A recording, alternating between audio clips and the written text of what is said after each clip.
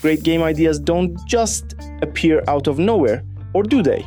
Today we're going to dive into the process of how to come up with a really great game idea, one that stands out, that feels fresh, and most importantly, that you can actually build.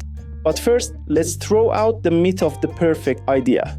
When you're thinking about game ideas, you might feel like you're supposed to come up with something completely unique, something that no one has ever thought of before. But here's the secret: nothing is truly original, at least not in the way we think.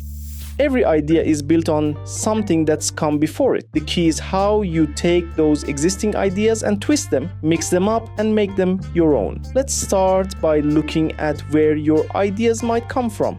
The best game ideas often come from something that already exists. You're not reinventing the wheel, you're taking what's out there and giving it your own spin. Maybe it's a game mechanic you like but think you can make more interesting, or a genre you want to explore with a twist. Think about all the games you love, and then think, what would happen if we made this different? Let's break this down. Step 1. Borrow. Yes, I said borrow, not steal. The difference? Borrowing means you take something and transform it. Stealing means you copy it exactly. You're looking for inspiration in what others have done, but you're always making it your own.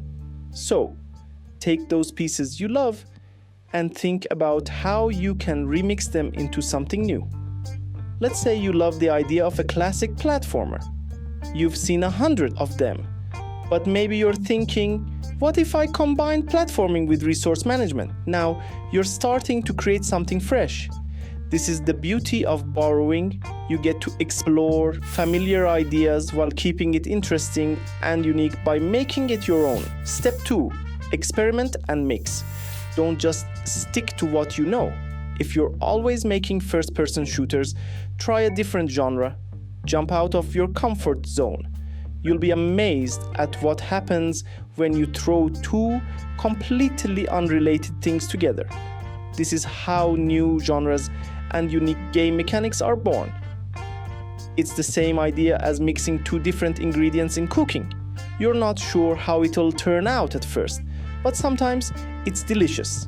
Try different combinations of genres, themes, mechanics, and stories. You could end up with something that feels totally new and exciting. Step 3. Build on small ideas. Great games don't always start with the biggest concept. Sometimes a small idea grows into something huge. Think about Minecraft. It started with a block-based world, but over time, it evolved into the massive phenomenon it is now. Don't be afraid to start small and don't get discouraged if your idea feels incomplete at first. Give it time to breathe and grow. The secret is in the iteration. You keep refining, changing things around, and testing it out. The best ideas usually come after you've had a chance to try and fail a few times. Step 4. Embrace constraints. It might sound counterintuitive, but sometimes having limits makes your idea stronger. Whether it's budget, time, or technology, constraints push you to think outside the box.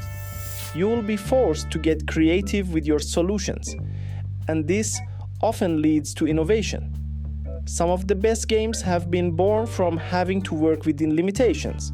So, rather than seeing constraints as a roadblock, think of them as a challenge that helps shape your game. Imagine you want to create a fully realized 3D world, but your team is small. You might decide to go with a minimalist art style to make up for the lack of resources. That's a constraint that actually drives your game's identity. Constraints force you to be resourceful and think creatively about how to tell your story and deliver gameplay. And finally, step 5. Test, and test again.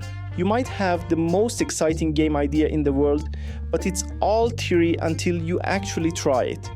You can't just imagine how it will play.